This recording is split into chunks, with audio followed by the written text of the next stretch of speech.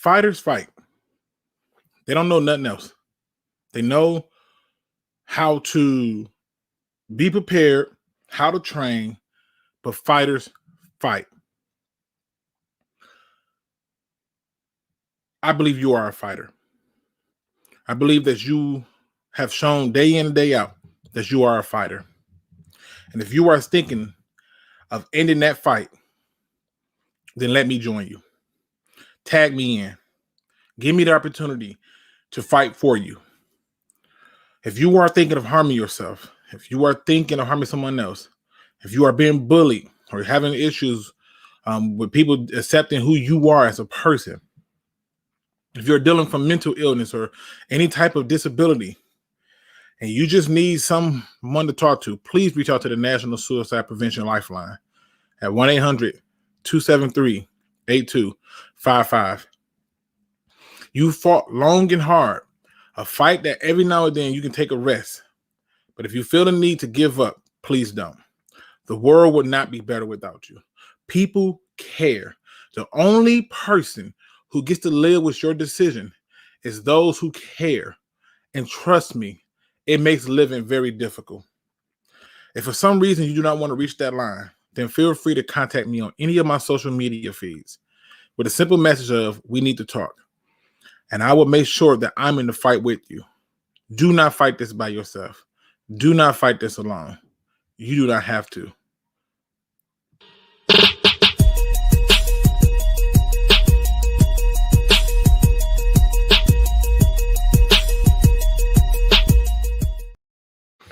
What's going on, Pride Nation? And we back at it again with another field review podcast show. And I know it's starting late, but hey, that 9 to 5, making sure they get their money out of me today. So hey, I'm here. But it's news going on. And it's news that I think need to be discussed. And I can't wait to discuss, because I believe that there are some things happening right now in the Lions organization that many Lions fans are having a hard time accepting. That's right. I'm including even the haters. They're having a moment right now that's too confusing. So what is on the ticket tonight? We got to talk about Jared Goff's mentality. Got to talk about that. Obviously, we got to talk about the cuts.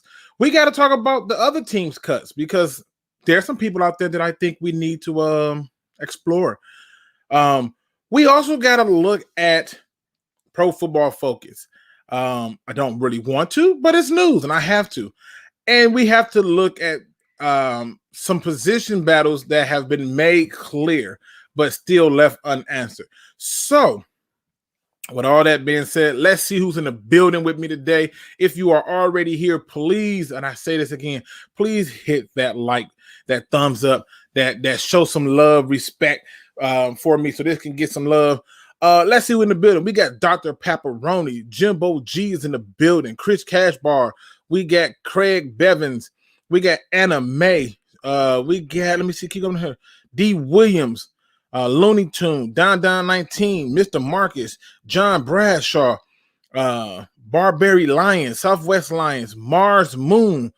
Did Mars change it from Mars is landed to Mars Moon? What up, though? Ghost Gunner. We got Shade in the building. Detroit's own Big Wheel, Carl Campbell in the mix. Make sure I ain't forgetting them. We got Marcus Willis. Stephen Westbrook, Eltonio Jenkins. Let me see. Make sure I ain't miss nobody. We got Steve Collins, who, listen, I challenge anybody that want to go against this man when it comes to hip hop. He scares me. And I love me some hip hop, but he scares me. But he's also a part of a beautiful group that I can't help get enough of, which is Roar the Lions UK. Make sure you show some love there. We got John Stone in the building. Yes, sir. Yes, sir. Let me get on down here. We got Aaron Burden in the building. Let me see. Make sure I ain't forgetting nobody now. people. Woo! Listen, on this Monday, I'm gonna tell you how petty I am. I'm gonna tell you how petty I am. I know that this Lions fan base get real into things, and so I decided to take my petty to a new level. I'm so petty that I decided to see who birthday it was today when they got their ass cut. That's how petty I was, because you know this fan base need to just find something to talk about that the media gave them, but they don't want to say that. So I went through every known cut name thus far and looked to see who birthday it was. Didn't find out a single person birthday today. A few birthdays just passed on a few plays I think I saw. And then I got halfway through the list and then I had to start the show. But I'm just saying, I'm about to get a little petty. I'm just going to tell y'all the truth. And the reason I'm doing this is because of the following. We need to embrace the process. The same process that we embraced or was willing to give and embrace to the old group of coaches and general manager too. So we need to embrace it. First thing up we got to talk about is these damn cuts. We have to. So let me get my last few shout outs in before I get into it. We got Marcel Edwards in the building. My man Mars Moon said, well, let's get Patty. 100%. I'm about to get Patty as hell because we as a fan base be tripping over the smallest things. And I already know that there are two cuts in particular that people are just losing it. I've seen it on Twitter and I'm like, y'all can't be kidding me. Oh, we also got to talk about a particular writer's suggestion for a trade. It's just ridiculous. Shout out to my man, not a Lions fan, but all right. First thing first, people. I hope you all had a beautiful day. If you are at work, welcome. This is my new avatar. I decided to give it a little swag goo, put the hoodie on, just something different. But I hope you appreciate it. People, let me get this thing off the screen. I want y'all to be a part of the process with me. Here we go. Now let me make a few disclaimers. Okay. Disclaimer 1, they are still cutting people. The final roster has not been completed, right? So they're still making cuts. But there's some very telling information going on from these cuts. Ladies and gentlemen, these are the cuts thus far. And I got to just scroll down a little bit. And I'm going to be honest with you. I want y'all to take a long, hard look at this. Don't just look at it and say, oh, okay. No. Take a long, hard look. Now, when you're done with this long, hard look, ask yourself, who in this list should still be on this team? Now, I know many of you are immediately going to jump to this. But I'm going to destroy that argument quick and swiftly. But this is not that time. Tell me, of this group so far who has been released, who deserves to be on this team? Now, people are often talking about out with the old and in with the new when it's players they don't like. But let's talk about when it's players that makes the most sense for what you're trying to do in the season. So, in the chat, I want y'all to light it up. Who on this damn list is supposed to still be on this team? I just want y'all to help me. Help me. Let's see. It's okay. Mike Ford, I'm not tripping. Tavai has to go. I think he still has a role on this team, but hey, what the hell do I know? He could get cut. What up, though, people? I got a ear open listening. Hey, let's go, Lions Lee. Dope avatar, appreciate it. Why is it taking this long to cut Tavai? The answer is because he still has a role on this team. And whether y'all see the role or not, I'm telling you, it's there. He can still get cut, but I think that they're trying to weigh it out based on who else they're going to have there. You're talking about interior linebackers. If you make Derek Barnes the starter, just stay with me. If you make Derek Barnes the starter and you make Collins the starter at inside backer, and then you turn around and make Pittman and Ellis Anzalone there, now you're talking about your backups being on there. But Tavai can play outside. He can play in that DN spot. He can play inside, and he can play special teams. And that is a role for him. That is why he has not been in the first group of cuts. Now, boy, I tell you, this is going to be fun. This is going to be fun. None of them, trash bags, maybe Crosby. Okay. Nobody. Ford. Okay. Unpopular opinion, the bench, the first round quarterback for a season or two to learn is a pipe dream and has no place in today's NFL. All right, Luke, I'm interested in your reasoning for cutting Crosby. Please, no on to Vibe. Listen, I'm just here so I don't get fined. Crosby, they traded him before, and they didn't get what they wanted the way, so he got cut. All right, so the one that seems to get fans pissed off and all work up, it seems to be Tyrell Crosby. This one right here. This seems to be the one. And here's my problem with this. Okay, let me just do this really quick. Let me bring this over here. I want y'all to see something. Now, the Detroit Lions have made it their personal business, to do their due diligence, especially this particular person, right? So to show you this, I just want you to simply look at how long this man has been in the league. Now, take this second to think about this. Here's a guy that they got and has been on his team since 2018. And from the moment he's got here, they have tried him out at center. They've tried him out at both guards. They've tried him out at tackle. Even when we were exhausted and disgusted with people like Rick Wagner, people like what's the other the guy who never was healthy, Lane. Even when we was doing all of that, he was given opportunities to make his mark, and he never did it. He never seized the moment under different coaches and everything. Just think about it.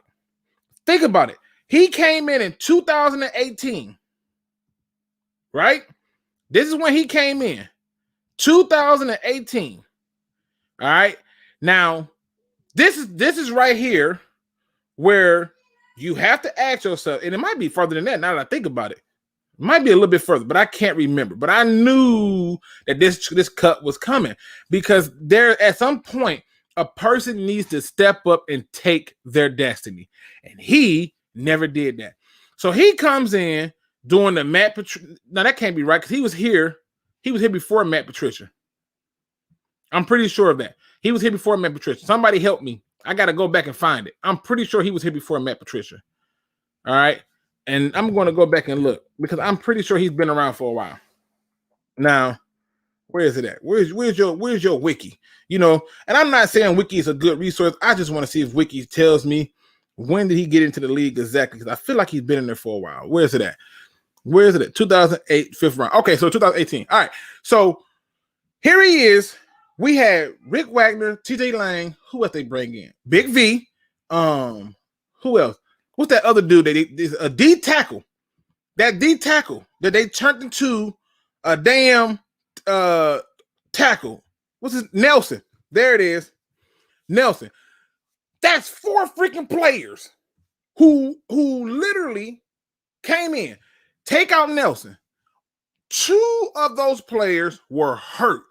One of them was hurt occasionally, but he wasn't playing well. You could not unseat this man. Now, if you are that guy, and I should be giving you the benefit of the doubt, I should be able to see. I watched those preseason games, and I watched how he did, especially in that Colts game. And I'm not blaming it on him. The quarterback needs to step up. However, you were given an opportunity to earn your spot, to earn your keep, to keep yourself in position, to take it. It was there for you. It's almost like a person said, here's $1 billion. All you got to do is pick it up. And he act like he didn't have hands. I would have bit the money if I had to pick it up.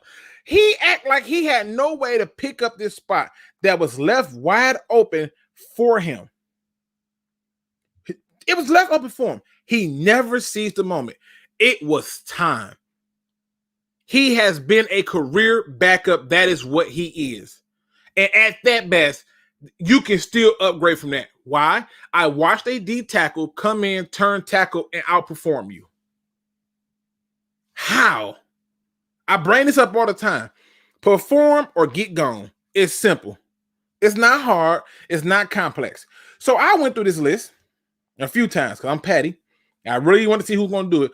But I focus on who should still be on this damn team. I told y'all that Victor Barton hype was a bunch of baloney. Right? I didn't understand the Mike Ford hype, but I said he might make it by virtue of, fans like him. No. I was looking at Elijah Holder because I knew that the safety spot was up for grabs. You just had to take it. It was there. They don't really trust CJ Moore. But damn it, you didn't give him nothing to think about. So now stay with me. Let's look at who's not on this list, because that's the first thing I noticed. I noticed that there was no Craig Reynolds. There was no Dedrick Mills. I mean, in fact, where are the running backs that's getting cut at? Granted, they still are cutting people. But where are the running backs? Don't know what I mean? Let me get to it. We'll get to it. Because we need to look at who's here. We need to talk about who are the people here and understand that these are the things that we should be focusing on. Now, if we go to their official website, obviously they haven't had time to cut most of these people off, right? But they will. But let's look at all of the running backs. And if I need to make this bigger, please let me know. There we go. I'm just going to make it bigger. All right.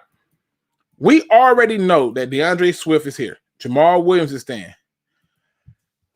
You don't see your Jamar Jefferson being cut. You don't see none. Where are these cuts at? Do y'all realize that the Lions are about to carry 4 to 5 running backs? Y'all realize that? The tide has changed. The time for it being about the quarterback has come and gone. They are changing the approach. You wonder why teams like the Browns turned it around so quick. They run the ball. They're not afraid to take a risk on people, and they run the ball. People who want to be a part of a team and run the ball. That's why they brought in the Kareem Hunt. And they then turned around and brought in the quarterback that they said can get it done and asked him to do no more than not to lose the game. Now let's go back to our list. We see some of the names already up there that's gone. We see the quarterback that's gone. Another name that I noticed is missing is Tim Boyles, but that's because he needs surgery on his throwing hand. And I think they're going to use that to their advantage because it's not going to count against them to put them on the injury list. So, okay. Now, stay with me. The other big name that people was like, yeah, get him out of here, with Brashard Perryman, right? Somebody who I said, hey, if given the opportunity, you only need him to get 500 to 600 yards. Hell, Danny Amendola had 606 yards. Y'all was fine with that. If he gets the same thing, we're cool. The problem with him was he was hurt, and when he wasn't hurt, he was dropping passes.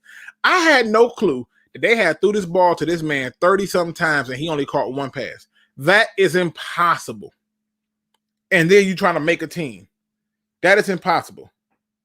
But keep in mind, this is the other notable person. So we got Brashard Perryman, we got Terrell Crosby, and let's go down to Mike Ford. I told y'all Mike Ford was in trouble. I told y'all he was in trouble. Now, some people may argue, well, why was he in trouble more so than Corn Elder?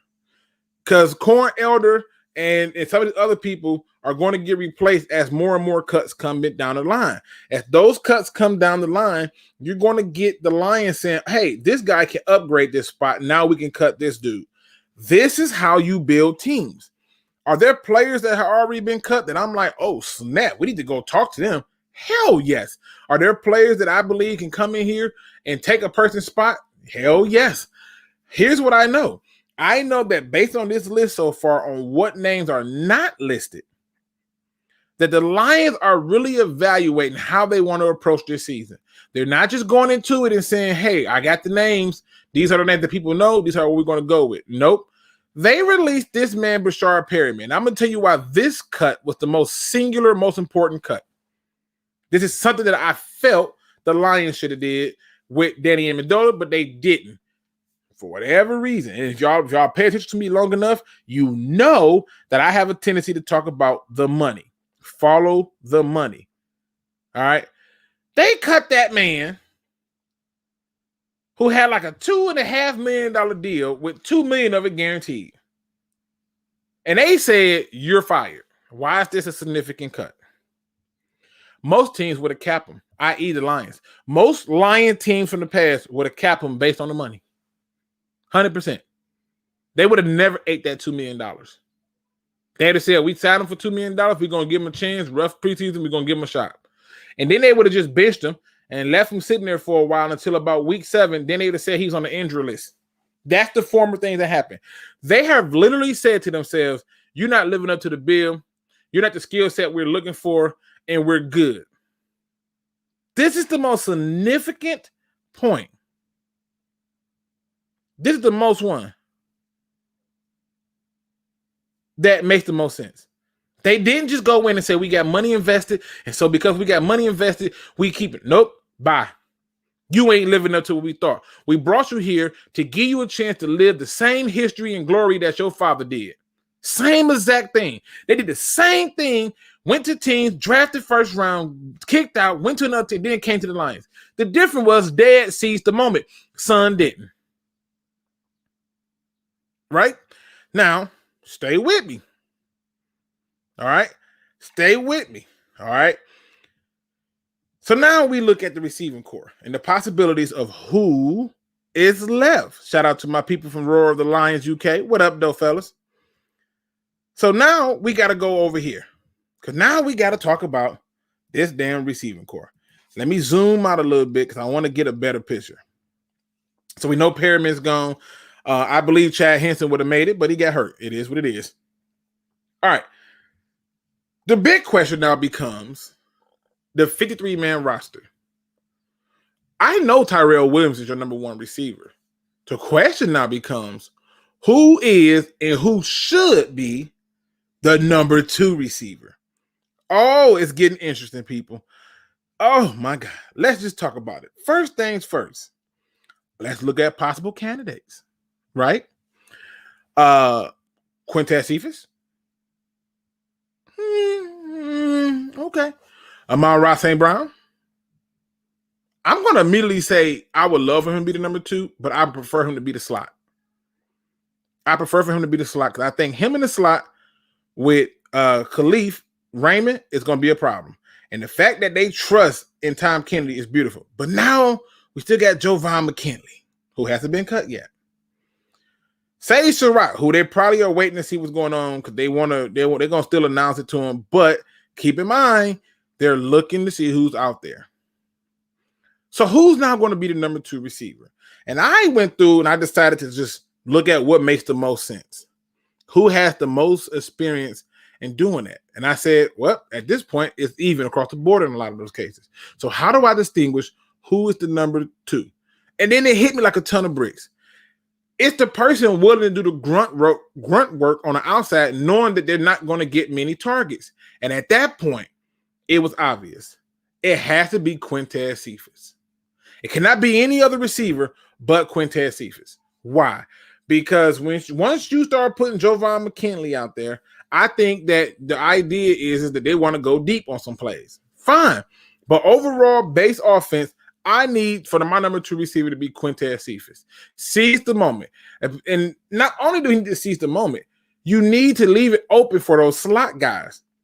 Now, we got to keep paying attention because there's a lot going on. A lot of people don't lost their job already. I mean, it's a terrible day. You know, and we know this fan base don't like people getting their job lost on important days. A few people just got married and was told during the reception that they was let go. That's not a true story, but the Patty and me is making it one. Stay with me, okay? Now, let's go down to this defense. I started looking at the defense, and I started saying, damn, I don't see no Jelani Tavai name on there so quick. And then I went and looked at the damn linebackers. And then I said, Ellis Anzalone, Collins. And I said, I think Jalen Reeves-Maybin is in trouble. Why do I think he's in trouble more so than Jelani Tavai? You don't get the whiff on wide open tackles. It's one thing if a person still firm you and get out there. It's another thing when it's a clean shot and you just didn't see him. It just don't work like that. So more names is coming down the pipeline, and when they come down, I suspect that the following names you're going to hear. I think Jalen Reeves-Maybin is in trouble. Jelani Tavai can still be in trouble, but I think he gives you more versatility than Reeves-Maybin. They like Pittman, so he's good. They like Pittman. He ain't going nowhere. Jay Sean, you already suspended. You effed up already, right? But you might be able to survive. Bruce Hector, done deal. Just lock it up. We got names to take off. Just lock it up. Put it in there. Who's Mizada? There you go. There you go. It's done. We got that out of the way. Now, you start to get a little bit more of a clearer picture. You get a more clear picture of what this defense is going to look like. You get a more clear picture of who they're going to keep around. The name that I'm shocked has not been cut yet is this one. Nikhil Roby Coleman. Now, he had a decent outing in that last, was it the Colts game? Or the Steelers? I'm drawing a blank right now. But nonetheless, I know that there was a report that they liked what he did. And I'm like, oh, okay. Now, we just going through looking at this. All these different cuts. Many of us already agreed that at best you might want to keep a guy like, say, Tyrell Crosby. At best, you thought maybe Mike Ford was going to be it. Maybe you had belief in Victor Bott and being able to do something. But before you took that stance, okay, NRC has played bad from what I could tell. But this article I read recently claimed he was doing so well, and it was like some quote from the head coach, and I was like, oh, okay. Okay. Now, Southwest Line says, Luke, you're the man, but Tavai ahead of Reeves, maybe? No, maybe has speed and better instincts for linebackers that can play special teams. And that's where I thought about. That part of it. That's all he's good at is special teams. Like, you've given him opportunities, and he's had good practices, but when the game came around, what he did in practice didn't match up to what happened on the field. Not my words. This is what the coaches were saying. Like 100%. Now, I'm answering questions as I go, so I just want to do this. Does the 53-man roster have to be by tomorrow? Yes, before 4 p.m., or they going to start taking money off of teams. Yes. Tavon Turner, hope I said that right. What are you expecting from Tyrell Williams? I'm expecting him to give you 600 yards or more and just be a consistent deep threat, somebody that can get jump balls and tough high point balls throughout the game. That's it. Most of our passes are going to go into traffic with those slot guys, with Raymond, with sometimes Cephas, sometimes with Amon Ra. That's where I'm hoping to see it go. So that's what I'm pointing out. But let me roll back around to this question of who has been cut and why I'm okay with it. Because when you get to exploring some things, you get to exploring just a few small things, you get to seeing how this stuff goes down. All our linebackers have been smoked by Barnes. This is the truth, which is the other big problem on why I think Jelani Tavai survived, because at least with Jelani Tavai, he could take on blockers. And when I was watching Jalen Reeves-Maybin, he wasn't doing so well in that department. But I'm just putting it out there. But again, just put it out there. Now, I love cut day because cut day starts to give you a clearer picture and it opens it up. I decided to go to the very top. I wanted to see who was out there. Now, Tavai and Reeves-Maybin are definitely in trouble. I am not saying Tavai is completely safe, but I'll give you some reasons why I think they are. So let's look at this thing. One of the things that I read in the article, according to Brad Holmes, is that they believe that they can scout some talent from the waiver wires. And so I started saying, like, well, who in the hell is out there that they can possibly use? Who stands out to get the job done? And so I went through each team and I just looked and I said, okay, if a name jump out, I will bring it up. So I just kept going, right? I'm gonna let you know when I get to the one the first name that jumps out for me. So I'm sitting here and I'm saying, all right, you have options, right? Like you literally have options at, say, you got some kickers out there if you want it. Let's say if you needed another deep threat, you say you wanted Marvin Hall, maybe that's a possibility. I don't know, but I'm not saying that that's what I would do. I just kept on scrolling and I'm just looking at who got cut. And I'm like, oh, okay. Oh, this person's cut. Oh, that person's cut. And then you know what happened? The strangest thing happened, people. The strangest thing happened. I noticed that many of the cuts that happened are directly in line with what the Lions want. So some names that I will take a hit on. Let's start off with a wide receiver from Buffalo, Anthony Johnson. Why would you want this guy, Luke? Because I watched him in that Pittsburgh game, and he was decent as a receiver. However, he wasn't going to unseat a lot of those receivers there.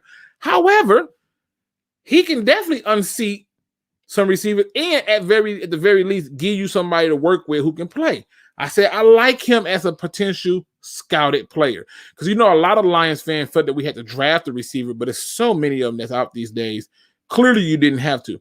And then I kept going, right? Because we can't help ourselves. When the fandom hits us, we lose our mental and we don't know how to act, and things are just scatterbrained, right? And I'm just enjoying the journey of them being able to say things is about to be different. I know people are saying that we don't have depth, we don't have this, we don't have that, and I'm just thinking, so what? Don't care, can care less. Why? Because there are some names that I think can come in here, fill some spots, and give us the same performance, or if not better, and it don't take much for us to get them. Now, the very first thing that I was just, feeling myself about comes up right here in this group. Do y'all remember this guy? Tavon Coney, that Notre Dame linebacker? Y'all remember that guy? See, I think he should get a phone call. I do. And then I thought about, because everybody was talking about Reeves-Maybin. I'm like, well, Darren Lee has been hot garbage. But special teams, he's been okay. Just about the same as Reeves-Maybin. But don't worry about it. We don't want to get caught up in that. I said, well, what if you take a gander at a young guy like this? Right?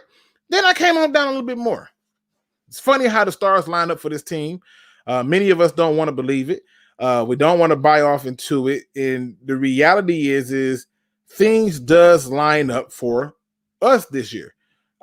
Whether you on that train or not, we're going to hopefully get you to see it.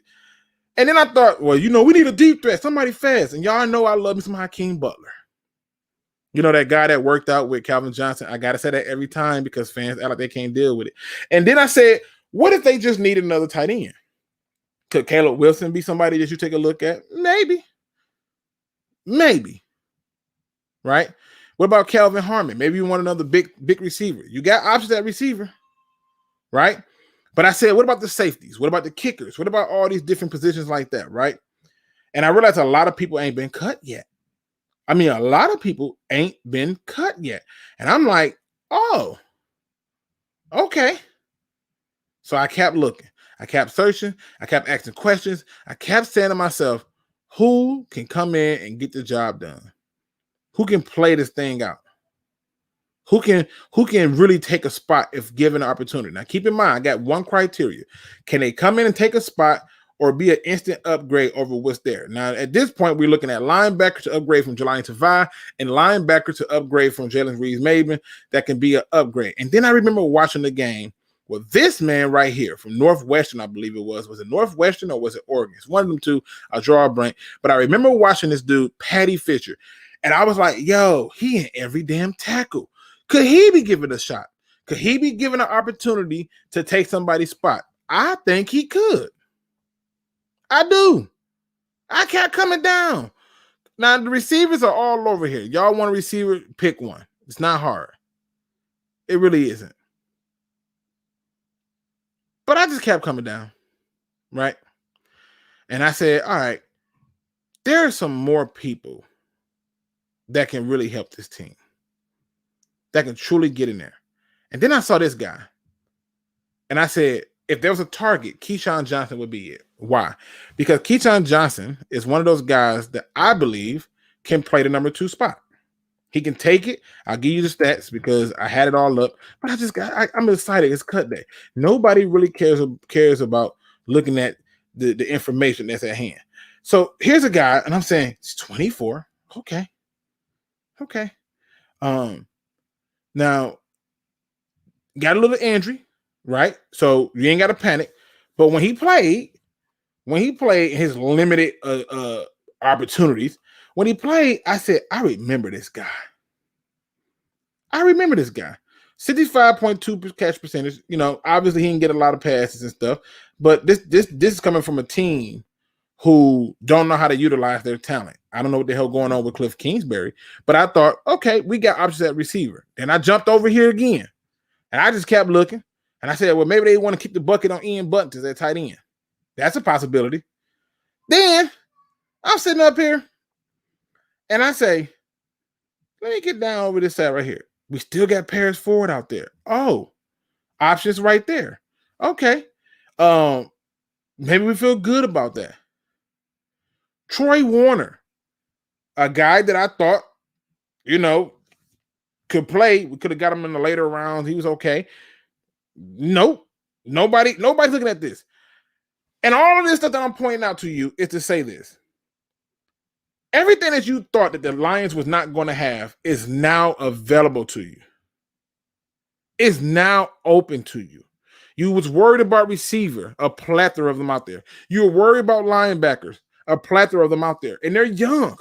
They're ready to be groomed. They're ready to get into it.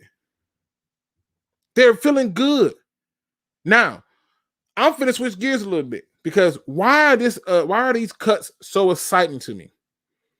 For the same reasons that Jared Goff basically says he doesn't give a crap about what the outside people are saying. He hears all the negativity. He hears what the fans are saying in their predictions and everything in between, and he can care less. You know why? Because this is where you have to look at football differently. You don't go into a football game and just say, look who's been cut and who's still here. Who comes in and do what I need them to do? Mike Singletary had it right when he said, I'm looking for football players. I need winners. All right? He didn't want a guy who was not about the win, who was not about the team. He wanted somebody that was going to come in here and want to be a part of the team. You had guys who got cut, and many of us as fans can't even argue for them to be on the team. How do you get outdone by a guy turned tackle from D tackle, Tyrell Crosby? Mike Ford, you've been here multiple years, and yet you let A.J. Parker come in here and take your spot like Debo took the chain. How is this happening? This falls on a culture change. This comes to a point where the outside noise don't matter, where it's about building the squad appropriately. It makes sense. It's not about the names. It's not about that stuff. It's about getting people that do it. KJ Wright, linebacker, kind of old, but really reliable for Seahawks, still solid. Good for the locker room, 1-year deal. Win out, sign on defense. Okay. You got people like Don Burr who feels like he's supposed to say that. He's the leader of the team. That's not the point I'm making here. The idea is you think, he's supposed to say something. That's not the point that I'm making here. I'm making the connection to the idea that what has been said is in line with the views of the head coach. Because most of y'all thought it took 3 years to change culture. We already seen a culture change, and it ain't been 3 years. Hell, it ain't even been a year. Right? So the fact that these players who've been here long term have not solidified their spot is why they're having troubles. It's the reason why Pittman is getting so much more love, because people like Jalen Reeves-Maybin and Jelani Tavai couldn't solidify their spot. And so when you have people who are not able to take their own destiny into their hands, because most of these people, it was their job to lose. Brashard Perriman was going to be the number 2 receiver. It was his job to lose. He was literally given and tossed the opportunity and dropped it. Pun intended. Can't make this stuff up. Pun intended. He was literally given it and he dropped it. Why? Because he got caught up in everything else. He got into his head and the focus wasn't there. Meanwhile, Javon McKinley said, let me take that spot from you. You ain't serious. You got people who are saying things like, Amon-Ra St. Brown talking about he coming here to take somebody's job. That was Avery, my homeboy Avery. Shout out to you, Avery Giovanni, Spirit of Detroit. He says Amon-Ra is talking about taking people's spots. Well, you was drafted to do just that. No. We've drafted people before to take people's spots. They've never taken it. Trust me, I can tell you right now, they've never taken it. I can name a bunch of people. They've never taken the spot that they were supposed to take. When you come here to play in this game, to play for this team, with this coaching staff, perform or get gone. It's simple. It's not hard. It's not hard. And when you look at the names, when you go through and you look at the names that they cut, where are the Lions wrong at? What mistake did they make in these cuts? Where? Where are they wrong at? The last name is AJ Holder. Where's the mistake at in these cuts? Who's supposed to be here? Hunter Thafford was on this team, had an opportunity to make it happen. You let that dude, Brock Wright, outperform you. Y'all don't see what I'm talking about here? Let me bring it home and make it more simple. I'm talking about, for the first time in Lions history, in clear black and white, which this is, the Lions are selecting players who performed. This is beautiful. They went into the competition, had battles. The best man is going to make the team. When can you say the Lions did that last time? I'll wait. Terrell Crosby, what did he do to be on this damn team? He barely outplayed Dan Skipper, who was hurt. So what did he do? Seriously. The time have changed. Southwest Lions says, Luke, you say perform or get gone. Tavai has not performed. Nope. But see, it's a difference between a poor performance, but yet being in the play. He was in the plays in a lot of those cases. He just wasn't there. He was in the plays. I went back and watched a few of them. I'm like, yeah, it's not looking good. But he was at least in the play. He knew where he needed to be and was in the mix. That's what they looked at. Now, is he still safe? No. Does that mean he can still be cut? Absolutely. But the Lions are saying we're keeping the best players. See, part of it is they talk about intelligence. They talk about football IQ and no turds and all this selfish shit. They don't want that. They want people who know what their job is. And many of the people that they got cut was not living up to the hype or the bill.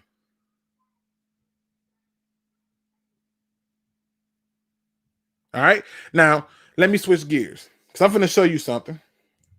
I find it funny. I thought it was intriguing, to say the least. Let me see if I can find the article. I probably can't even find the freaking article. To switch gears, this comes from Bob Wojcicki, whatever you pronounce his name. Okay. First of all, let us say a prayer for stupid. Okay. This is what this man suggested. Okay. And then it took another writer to point something out to him, but just this.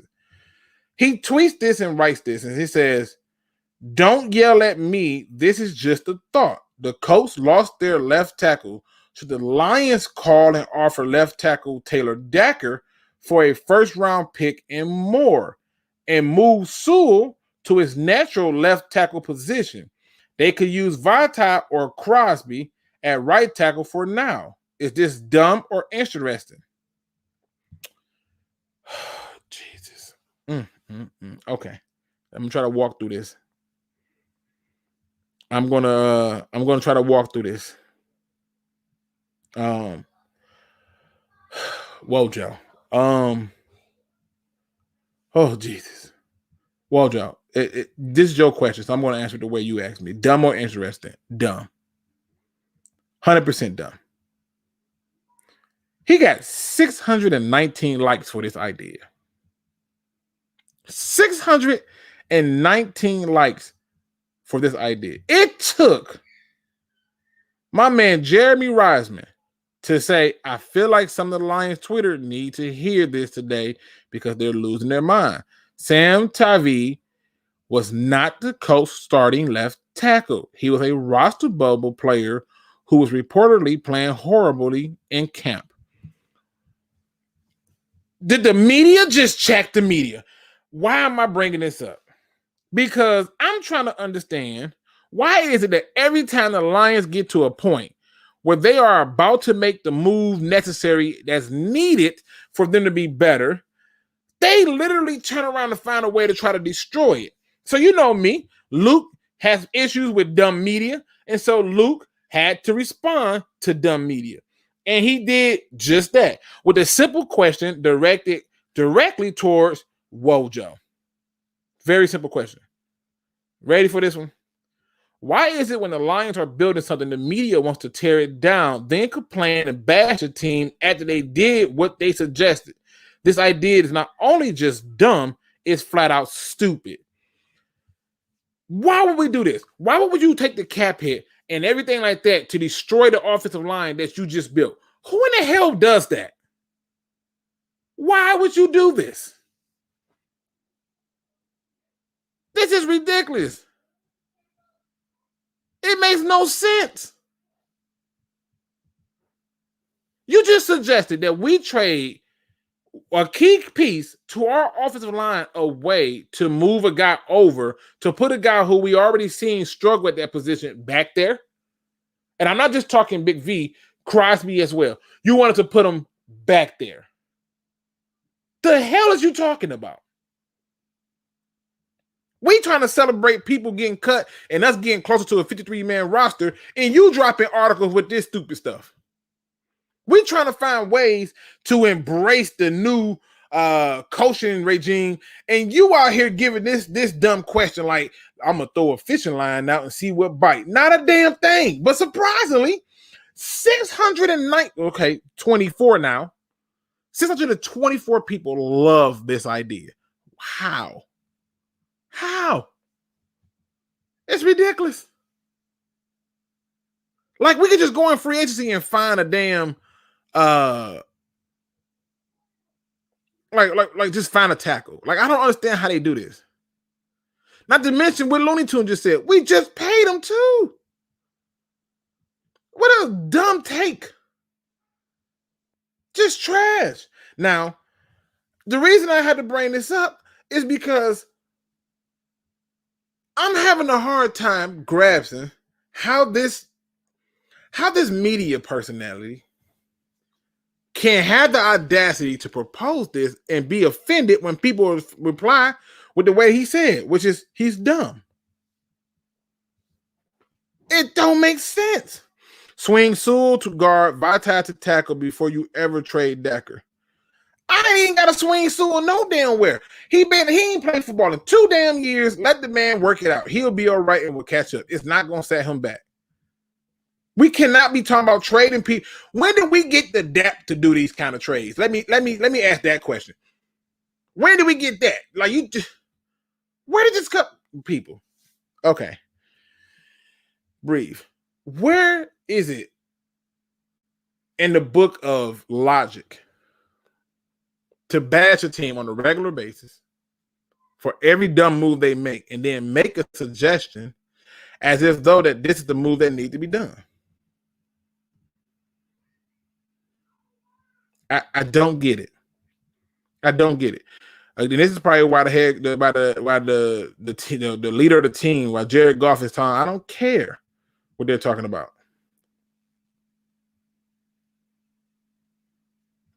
Don Burr, Luke, you can't be right on everything, bro. Seriously.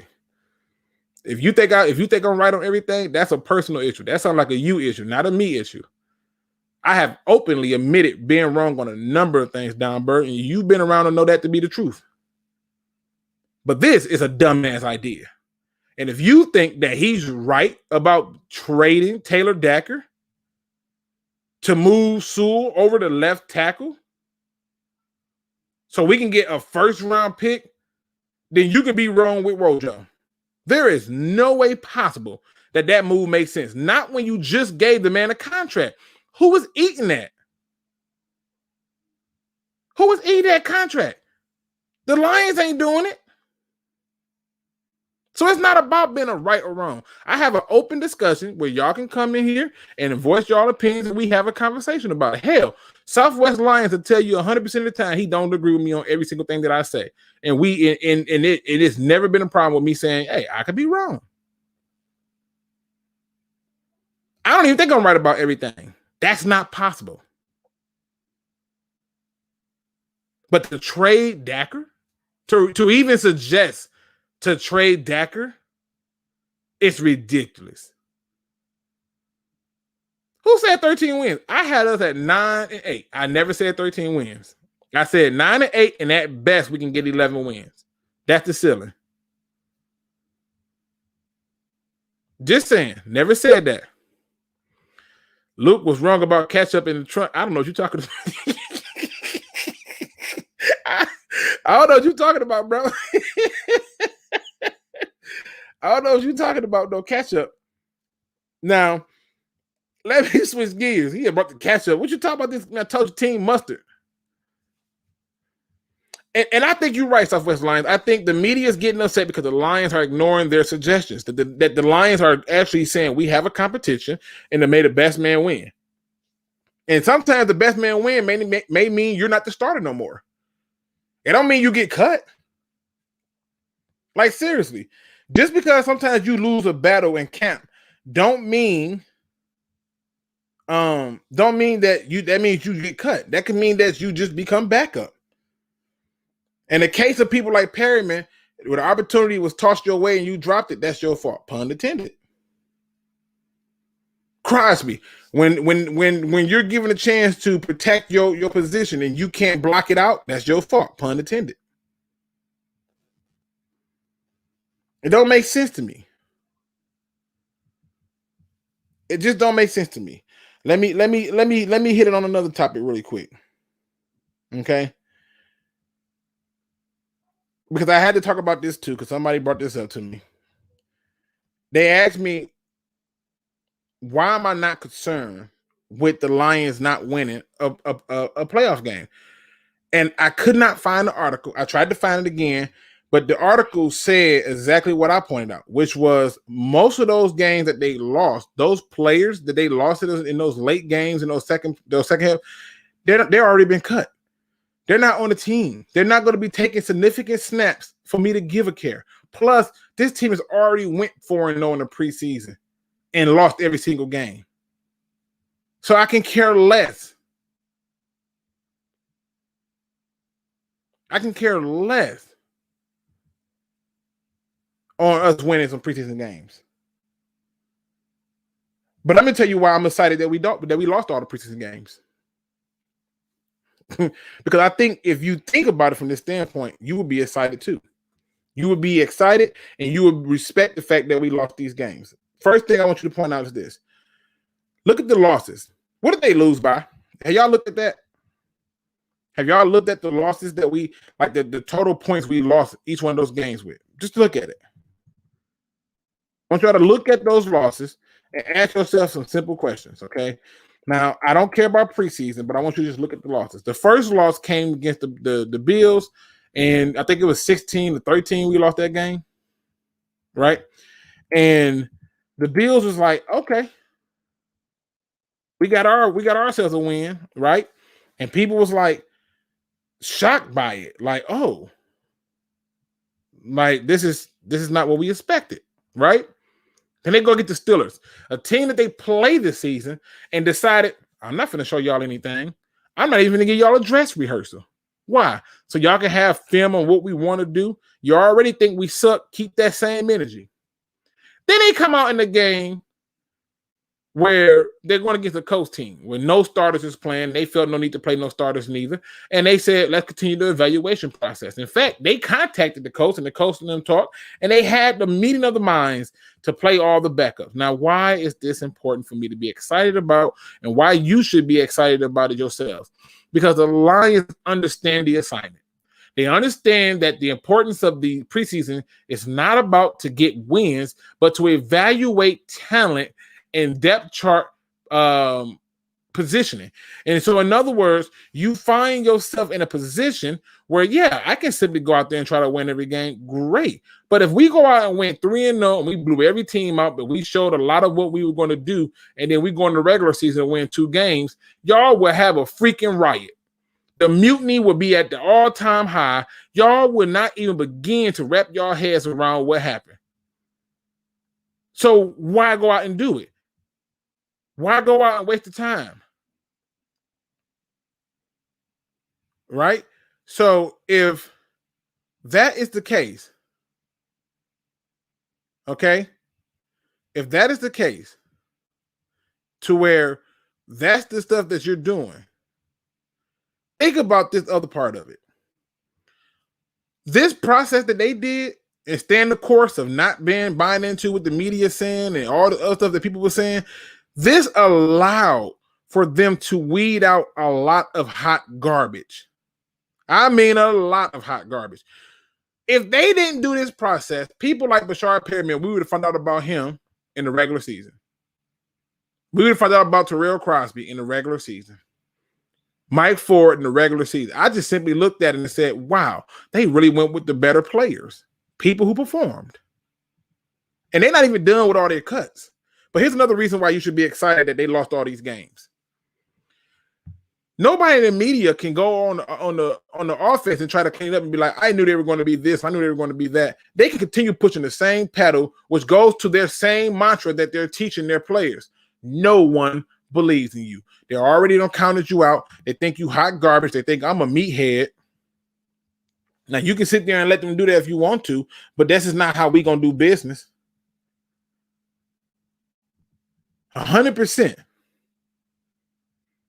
I got moderators in here. Y'all make sure y'all keep the chat clean. So stay with me. Because I don't talk politics and I don't talk all that other stuff up in here. Y'all know me. I don't do that. I keep it strictly football. The world has enough media for that other trash. I stick to football. I can certainly join in those conversations, but that's not the place for it. We talk sports here. Without emotions, keep it objective. Now, let me get back to some business. So I'm sitting here looking at all these different aspects, and then I realized something else. People were saying that he had poor clock management, but the one thing they wasn't paying attention to is what they were focusing on the most. Did y'all happen to see how many times they ran the ball for the preseason versus the pass? How slanted it was towards the run? Did y'all happen to see how the defense, when certain people were brought in, that they would purposely send on blitzes? They literally sent every linebacker on our team on a blitz to see who had the ability to do it. One person came up very consistent. That was Derek Barnes. So all these little things that people were missing, that they wasn't paying attention to, right? All these things don't make sense. It don't add up for us to win these games. Keep that same energy. Y'all already think we trash, so I might as well live up to it right now while evaluating my talent. That's understanding the assignment. Now, we got 97 people in the chat. I hope I got at least 50% of that in the thumbs up.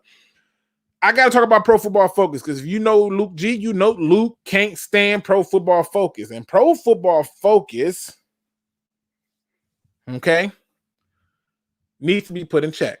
And I'm going to tell you why fans should not be concerned with Pro Football Focus grades, evaluation, or anything that they consider to be of intelligence of one Mr. Sewell. Nobody should give a crap what Pro Football Focus said. Pro Football Focus has had Craig Reynolds as the number one running back in preseason. Like, bruh, like, okay. Right? Now, Pro Football Focus decided to say that Sewell had the lowest grades of all the rookies, period. He just did not perform well. And I'm thinking, how in the hell did we watch the same games? Did he have some moments where he got beat? Yep. But there are a lot of good moments in there. And I'm not making this up, where he's like burying people. Nobody is talking about that. They accredited a sack to him where Tim Boyles is supposed to step up on the play to Quiddy Pay. All he had to do is step up. Who in the hell is already 5 yards back, drop 5 yards back and stand there? Where they do that at? Seriously. Where do they do that at?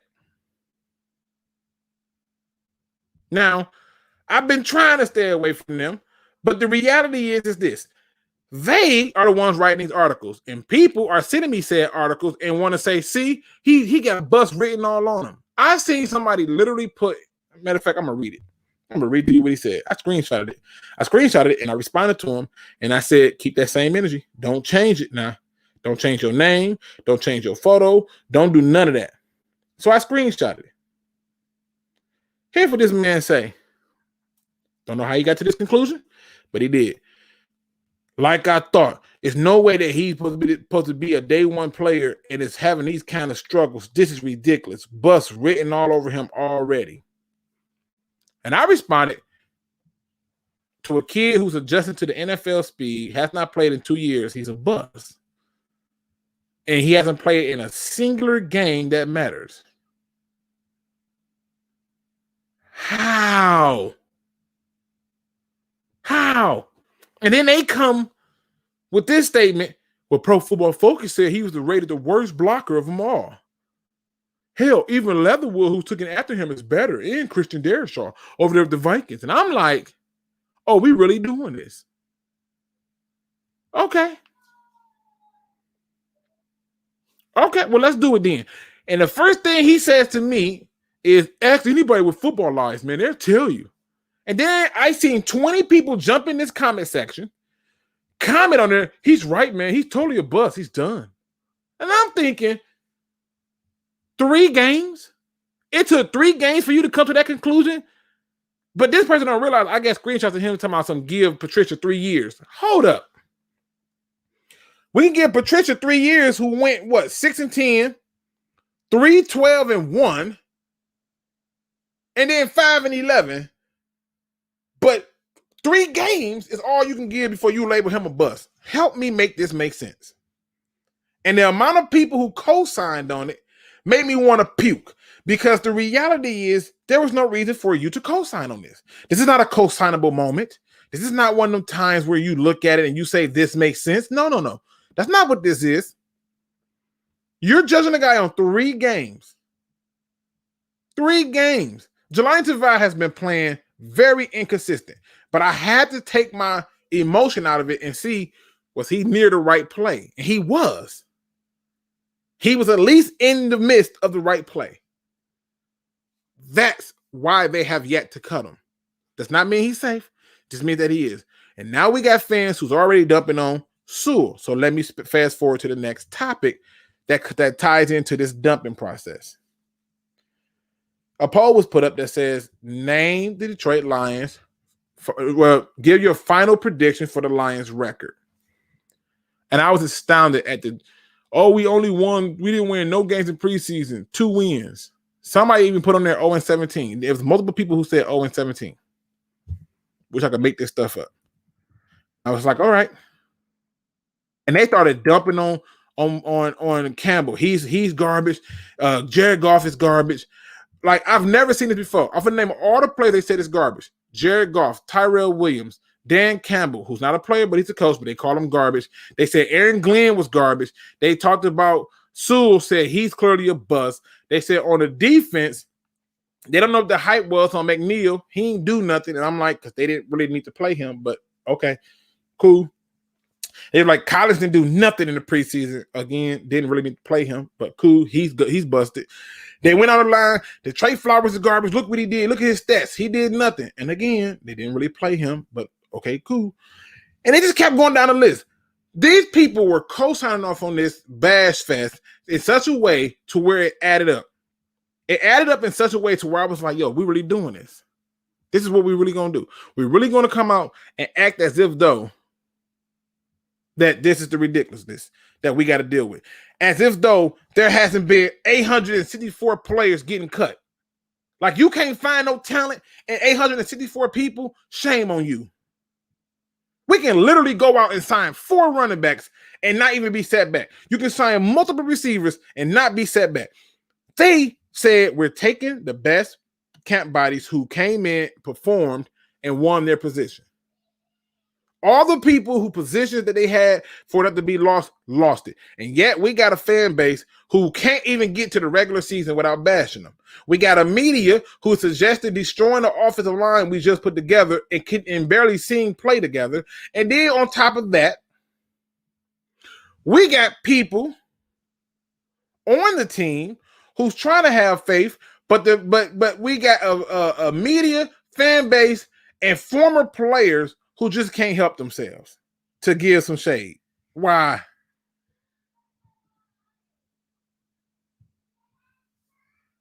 Why? Makes no sense to me. Doesn't add up to me. Doesn't align with the logic of changing the culture that I'm seeing for me. It just doesn't make sense. Does not make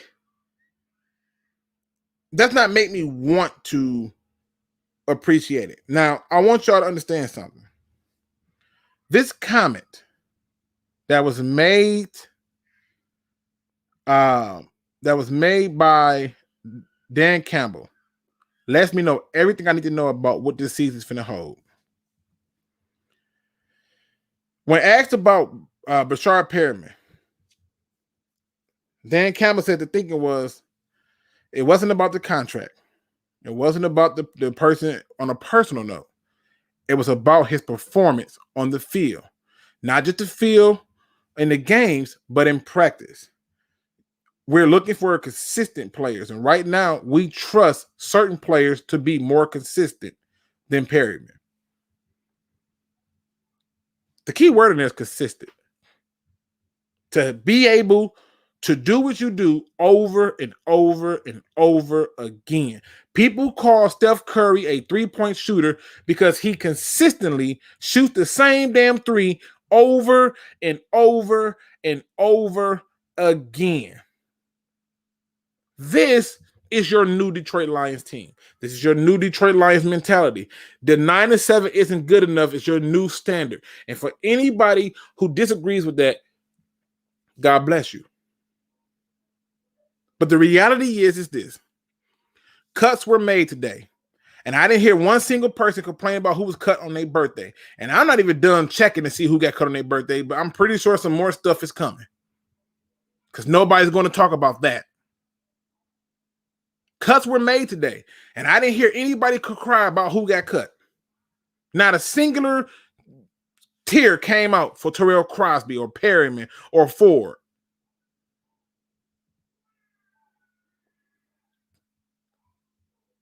%, hit the dropsies. Lions says, Luke, Lions will improve their roster with pickups from final roster cuts without giving up draft capital, which is what I want them to do, which is what I think a good team does. Everybody want to do things the Patriots way. Here it is. Set your culture. Let everything come to you. You ain't got to go and get nothing. They just started trading. Hell, that's one of the knocks on Bill Belichick. He don't trade enough. This fan base want everything to go. They want everything to happen at the moment's notice. McKinney was been. Are you serious? He got released? Don't you play with me? Don't you play with me? Is he hurt? That's the question. Is he hurt? Let me see. Let me see if you're telling the truth now. Oh, hell yes. See? Look at this. I can't make this. Bro, I can't make this stuff up. Hold on. I can't make this stuff up. Everything y'all panicking about is about this. I can't make this stuff up. Oh, my God. This, boy, I tell you. The things that I can't make this up. You can literally, oh my God. Okay. All right. First of all, okay. Let me calm myself down. I just want to show y'all this. All right. I know some of y'all like to believe that everything needs to be perfect. Right? Let me get this off the screen. They really did release this man. They really did release this man. Is he any good? Hell yes, he's good. You can add him. Just listen. Okay, listen. The Lions can literally go out, add him, dump Tavai, dump Reeves Maben. They can dump Alex Anzalone, make Barnes and Pittman your back. I don't even want to talk about it. The idea that this is still a possibility. I guarantee you they're looking at him. I guarantee it. And if you're wondering why they will look at a player like this, well, let me show you.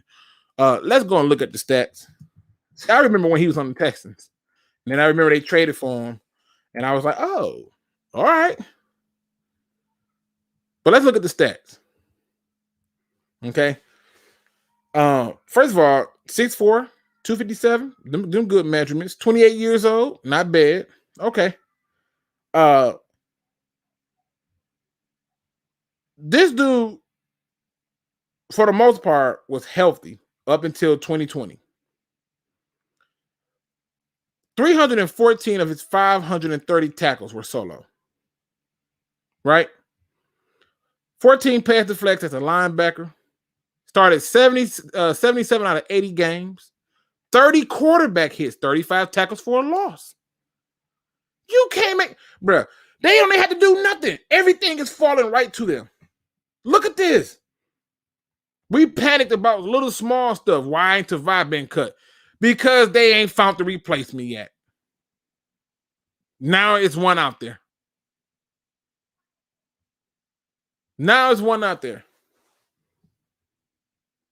Look at this.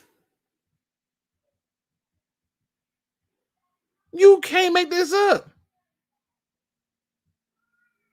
If you can mess around and get this linebacker, you got him and Collins on the inside. You can put. Okay, stay with me. Look at this. My brain runs when I hear such things. Imagine if the Lions go out and add this guy and decide that, you know what, I'm going to put Burns and a core on the outside with this guy, McKinley, and Collins in the inside. How you? Come on, bro. Come on.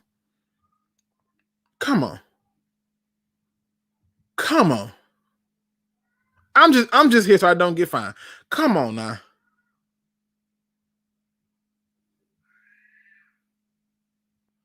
Now, Dan did say he's going to release people are going to be mad about. I mean, look, even Chris Casbar. Look, yes to McKinney. Yes, hell yes. Yes, you can sign. Bro, that's a target. I guarantee you the Lions right now on the phone. You see how antsy freaking Brad Holmes is?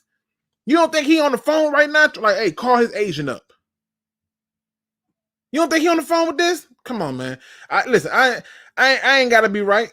I could be wrong 100% of the time. We got 102 people in here. We got 52 likes. Can I get them likes up, people? Can I get them likes up? Listen, I want y'all to understand something. This is the thing I really want y'all to wrap your head around. Whatever you think the Lions is missing is falling to them right now. You want another linebacker? They go a damn good one out there. You know, you want that's what you want? He out there. I mean, this is it. You got options. Here's the best part. They not even done making the cuts. They got till 4 p.m. It's already over 10 players I'm interested in. Seriously. If you can't find a way to get excited for this season, if you can't find a way to get behind and support this head coach, but you spend time defending and supporting Matt Patricia, go find another team. Take all your Lions gear, donate it, and go find another team. If you think the Lions was done handling their business, you don't know football. I kept telling people the process is they're just waiting for people to get cut. And people will be cut. We're going to be sitting up here by this time tomorrow going, we signed who? Can't believe it. I guarantee you.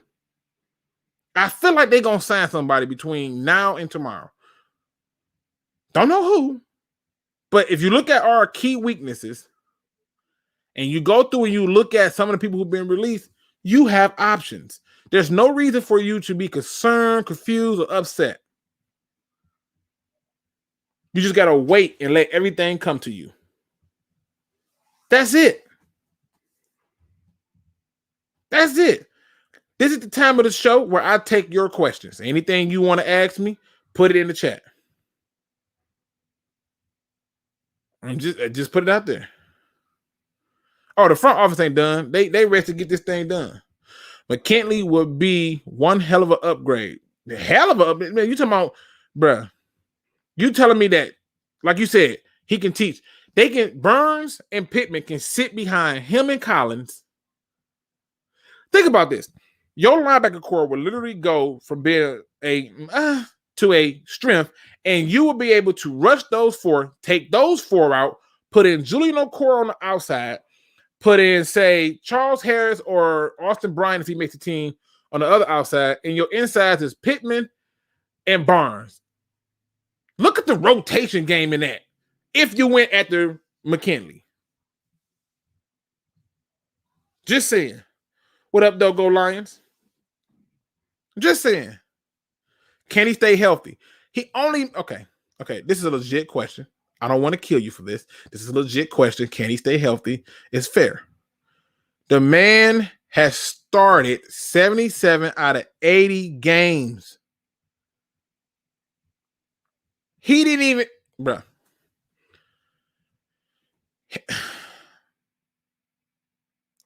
You tell me, can he stay healthy? like, if we're doing this, let's really do it, right? Let's really do it. If we doing this, you show me that. Does that sound like a guy who get hurt often? No. You could bring this dude in, bruh. This is huge. This is huge. These are the kind of players that I suspect that we will look at. I remember when he came out of college, and I remember thinking that like a lot of Lions fans wanted him. And, you know, I was like, we're never going to get him. And we didn't. Look at this. He can teach them just like Golden Tate with the receiving corps. Another good point. I don't know why y'all so against Golden Tate. What are the reasons he was cut? That's a very good question. It's 104 in the chat. Let's make sure we get those likes up, people. That's a very good question. Let's look. Let's do some investigative work and find out why they cut him. Right? Like, I want to know what was the thinking behind this, right? So let's find out why they cut him. I really don't know. I don't. But somebody gonna know something. Let me see. Where we at? The Shaq Lawson and McKinley trade did not work out for either the Texans or the Dolphins. This team swapped linebackers as well as swapping the late picks. Oh, wait, gotta cut this off. I want no problems. All right. The Dolphins cut McKinney on Monday and blah, blah, blah. Is coming off of a season cut to 4 games due to shoulder surgery. I made the inside linebacker. So this is the first time getting hurt. Okay. In 6 seasons in Houston, McKinley started 77 games, total 300 tackle seasons, and made the Pro Bowl in 2018. Why did y'all cut him? I don't get this. I don't know. All right, this one didn't give me nothing. Let me go back. Somebody knows something. You can't tell me it's a shoulder injury. He played in those games in the preseason. I think Brian Flores probably was like, nope. Let me see. See any reason behind this. Let me see what they got.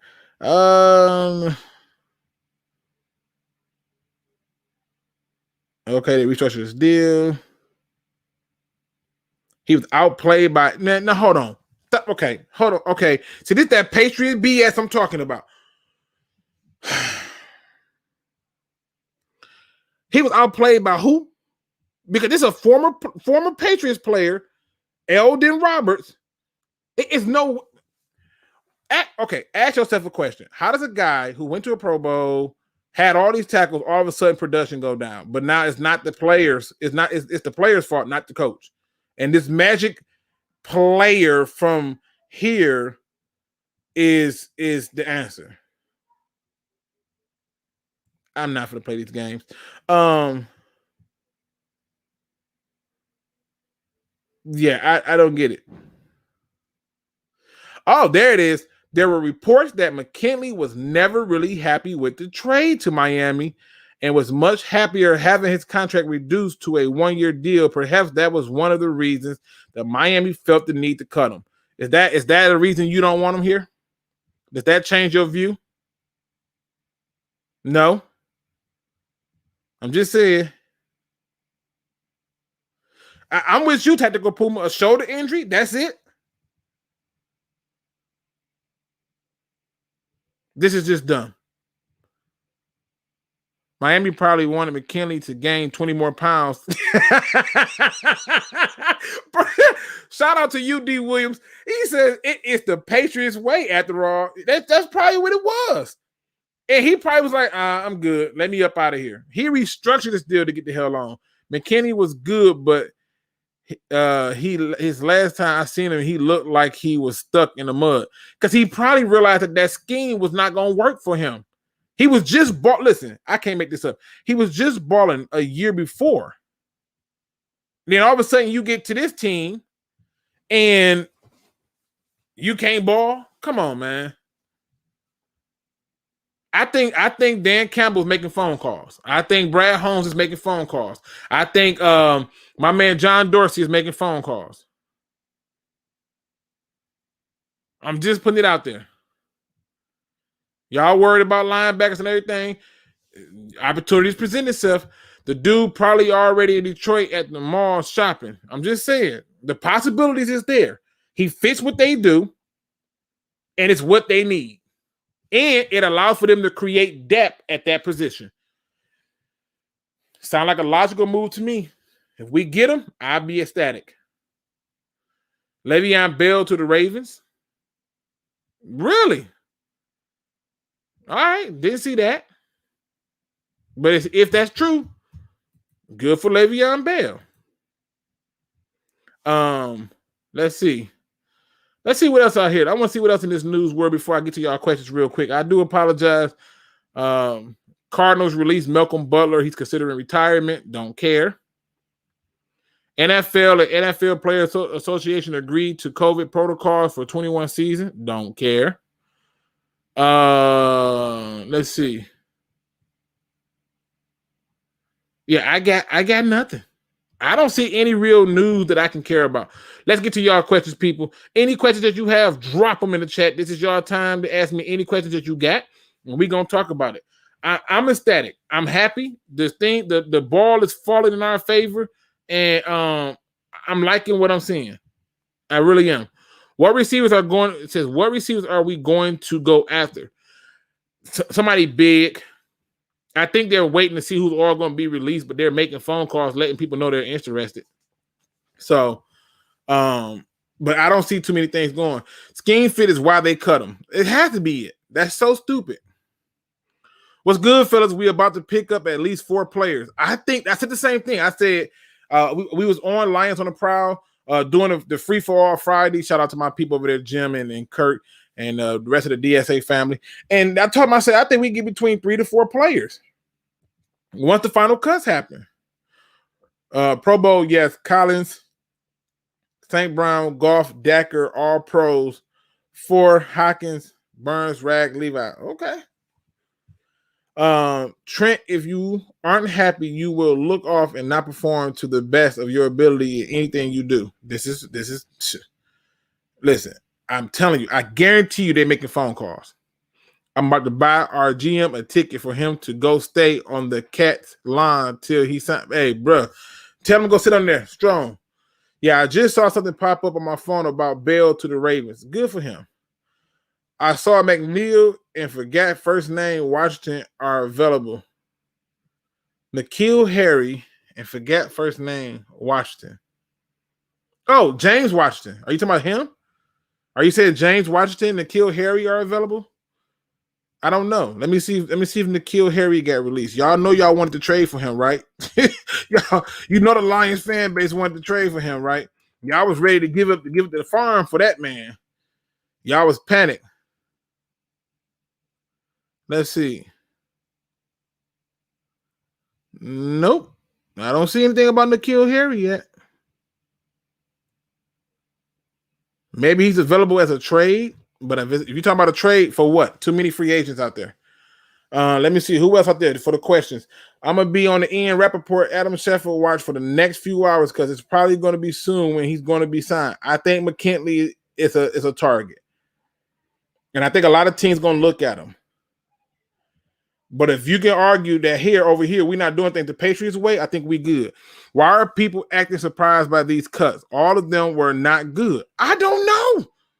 That's the point I made earlier, that nobody shedded a tear over these cuts. That lets you know that this team can be trusted. Why you should get behind Dan Campbell. It makes sense to me.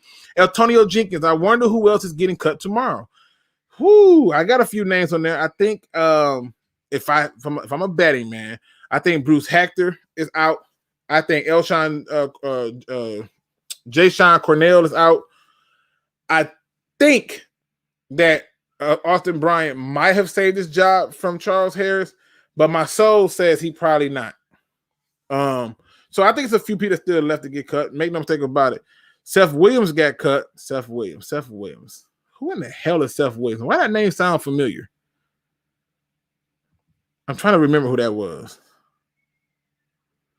Who are the 5 players that you want that's out there? Well, now clearly McKinley is one of them. But let's see. I'll go back. I want Hakeem Butler, the receiver. I'll just go back and show you. Where the Eagles at? I like Patty Fisher at linebacker. But if I can get McKinley, then I'll pass on Patty Fisher. Like, I'm not even being funny. Where's the other dude at? I'm gonna go back up here. Gotta find my Eagles right here. All right, here go to Eagles. Hakeem Butler, receiver. I will take him. I like his game, but I will take him. I can see that happening. I will hope for a reunion with Golden Tate. If you just need a receiver so bad, then bring him on back. I wanted Paris Ford. I like Tavon Coney. I like these types of names. Let's keep going. I go up a little bit higher. Where's he at?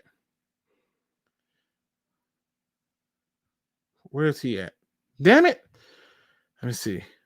Broncos? No, that wasn't Broncos. I'm trying to think of the name of that damn team. Was it the Steelers? It had to be the Steelers. I feel like I'm getting close. It was the Steelers. It 100% had to be the Steelers. Where you at? All right.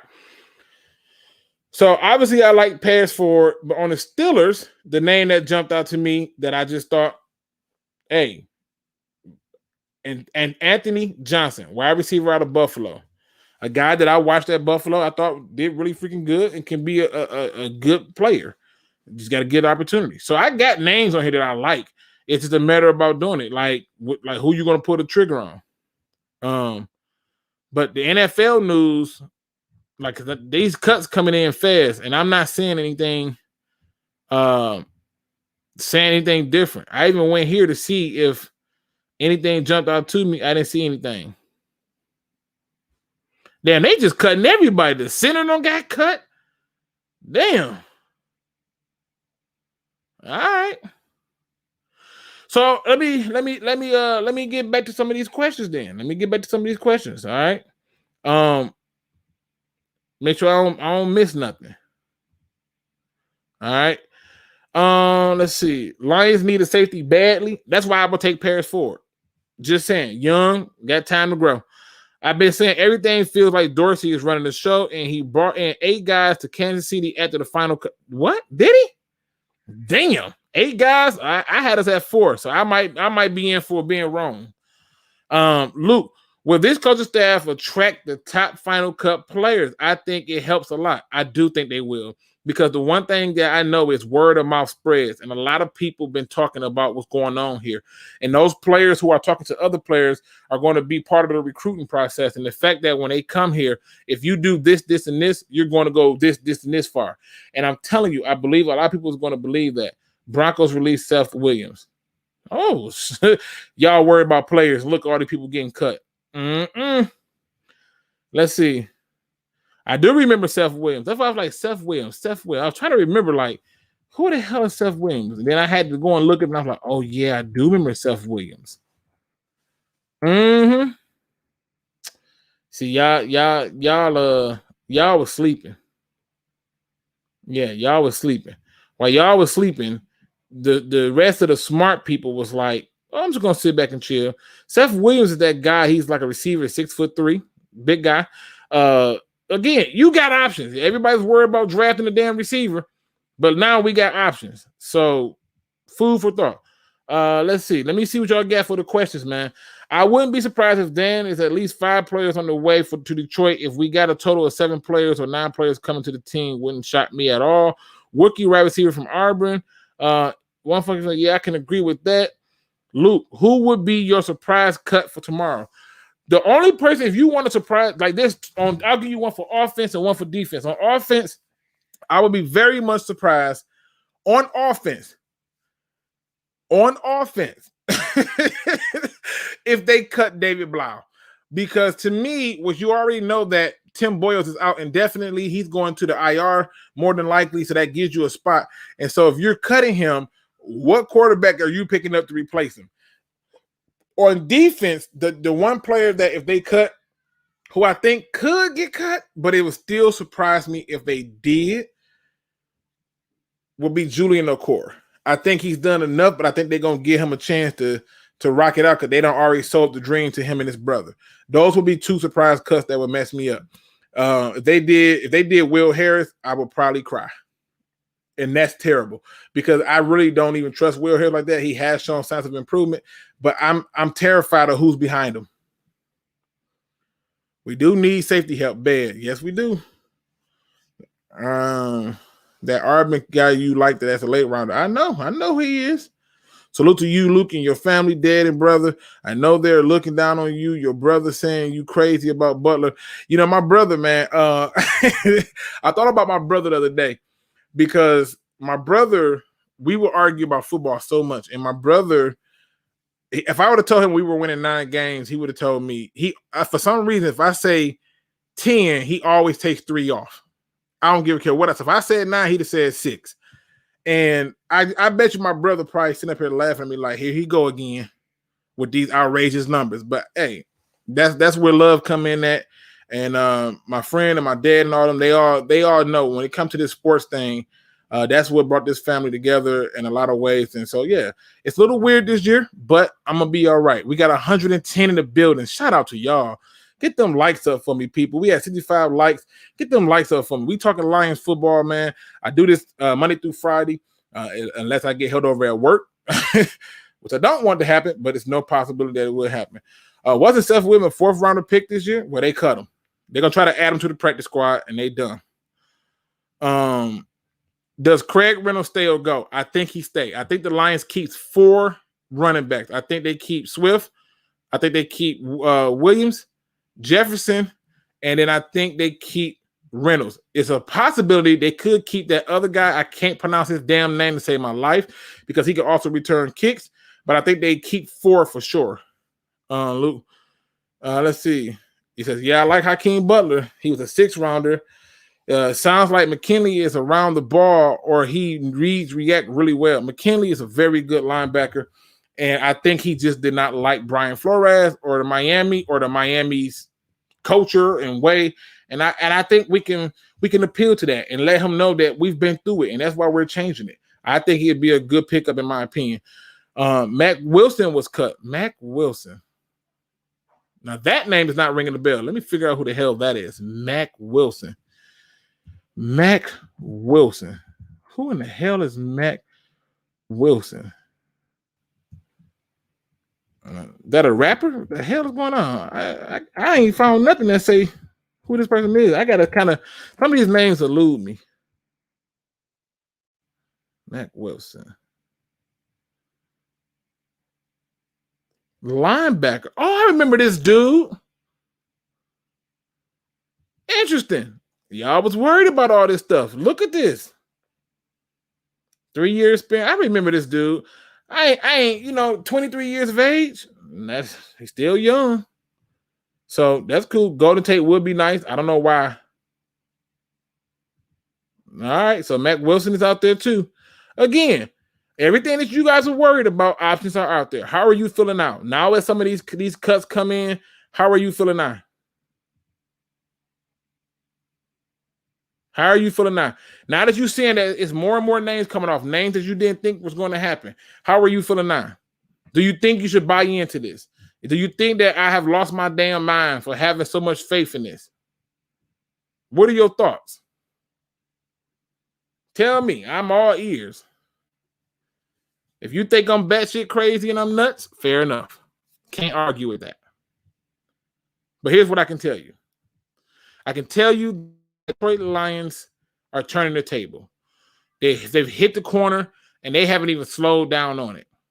There are a lot of people right now who are going to be available, and you don't have to panic on it. Daryl Thompson says, is Dez Bryant an option? Not for the Lions. How you get Dez Bryant? We can go and get Golden Tate. You can go and get Hakeem Butler, Seth Williams. You can go out and get Anthony Johnson. You can go back and get Marvin Hall. You can go. I mean, why Dez Bryant? This is why he can't stay on the team. He's a possession receiver who's refusing. No, he cannot be an option. People. Did you get in trouble for the Heinz catch-up accident in the highway? Back of the truck and caused over 100-car accident. Nah, that wasn't me, because I don't know nothing about that. Again, me and ketchup don't get along no damn way. I'm just putting it out there. Just saying. Just a deadly heads up that wide receiver Josh. I'm not even know. Man, you don't have to give me to that name. What the hell is that name anyway? Amateur B Habibi? What the hell? I have no clue what the hell that is. I have no clue what that is.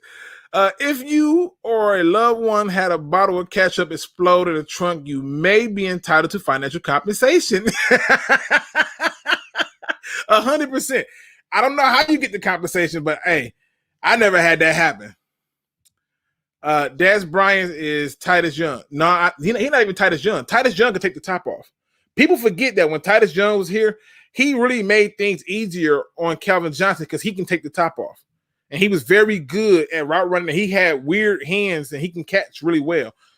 Dez Bryant has really been dimmied down to a possession receiver. Damn near a tight end if he add weight on.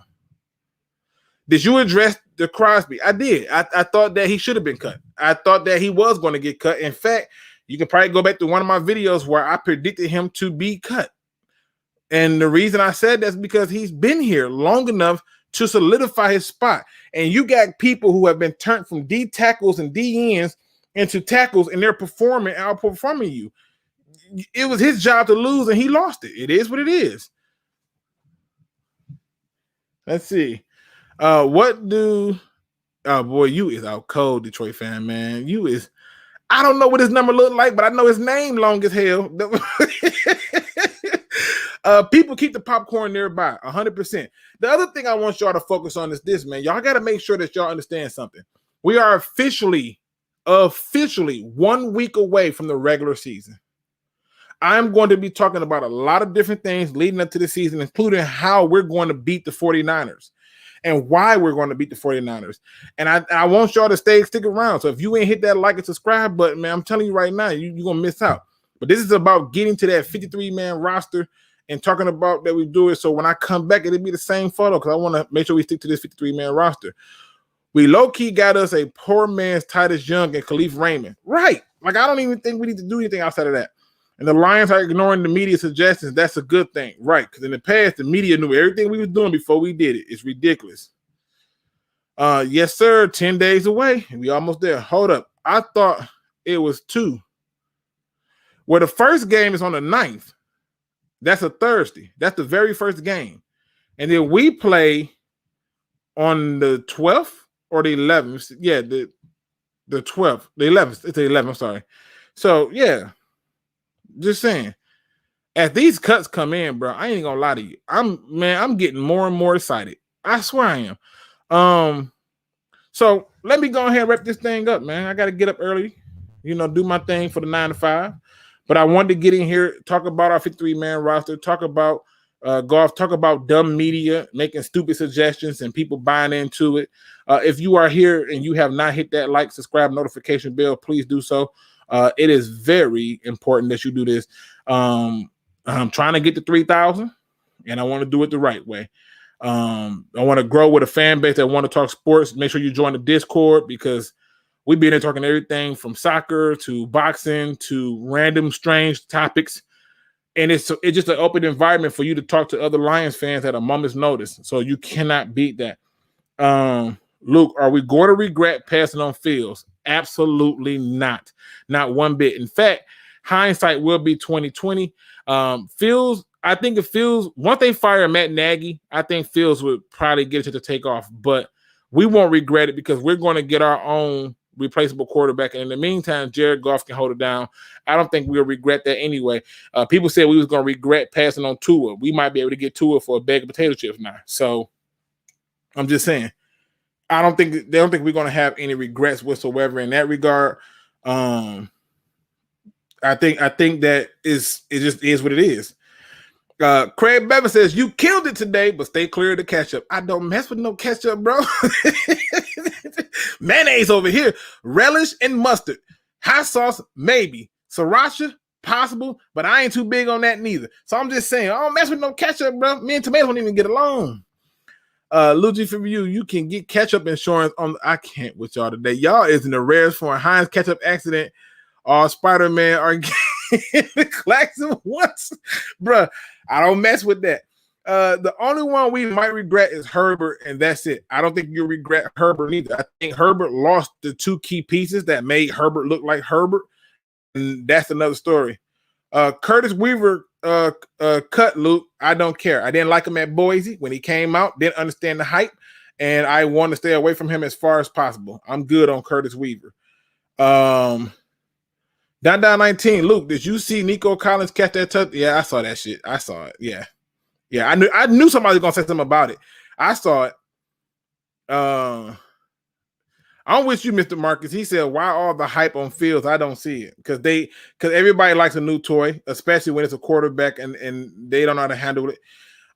Luke, do you think we're keeping Kennedy? Yep. As a slot receiver, he and Khalif, he creates a problem. If you ever came out and went small or semi-small and you put, say you decided that you're going to go Amon-Ra on the outside, Quintez Cephas on the outside, Ramirez on the inside, and then you got Swift in the backfield. Good luck. Good luck with that. That's a lot of problems. I don't know how they do that. Luke keeps ketchup in his glove department. No, I don't, because anybody who's smart will know that you don't want to leave something like that in the vehicle. So I don't do it. Nice try though, but I don't do it.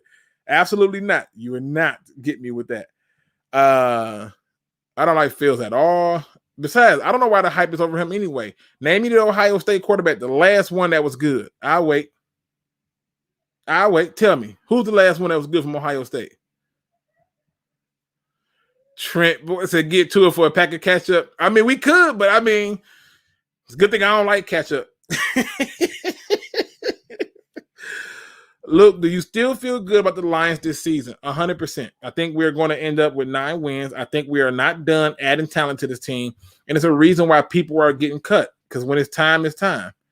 And so, yeah, I'm happy with that. 100%. So, yep, I feel good with that. Let me make sure I handle this person. I gotta constantly get rid of stupid people. I don't know why they do these things. It says, thank you, Luke. I was just about to say that about Ohio State quarterbacks. They don't do nothing. We not in Arizona, Luke. Your catch-up is safe now. What you talking about? What is y'all with this catch? I don't know what y'all talking about, bro. I don't know what you're talking about. Is Ketchup had the skill set of your favorite linebacker, you were one. No, bro. I don't mess with no Ketchup. Y'all ain't finna catch me with the okie doke. This is not the get indicted field review. This is not how that works. Let's see. I'll make sure I ain't missed nothing. All right. I ain't see nothing. All right.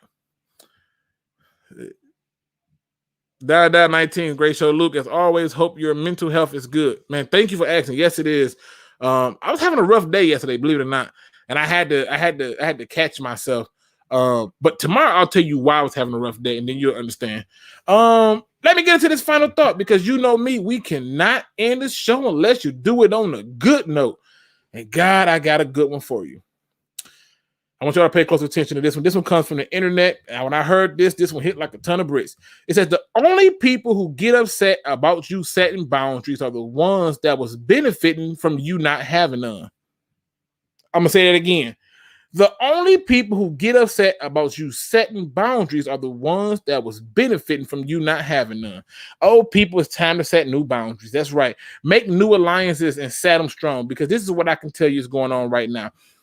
You have allowed yourself to be manipulated. In fact, not only have yourself been manipulated, you've played yourself, because you did not want to believe that you can be put in this position. But see, this is what happens. When you allow people to set the boundaries for you, you are bound to get yourself played. Notice I'm using the word bound repeatedly because I'm trying to get you to understand that means there's an area, a spatial awareness that requires you to be in a certain space. And when you allow people in that certain space, you have played yourself. So the only people who get upset about you setting boundaries are the ones who were benefiting from you having none. Ask yourself this question, people. Have you set the boundaries necessary for you to be in the place that you see yourself being at? If you don't like your job, get a new one. You don't like your girlfriend, get rid of her, get a new one. If you don't like the way that things are going in general when it comes to life, there's opportunity in days of chance that you can change those things. And if you set boundaries upon yourself, those people who used to benefit will be on the outside of those boundaries trying to figure out how to get back in, if you are willing to be disciplined and commit to that point up. Now, let me just be clear on this last part, because this is very important. This is very important right here.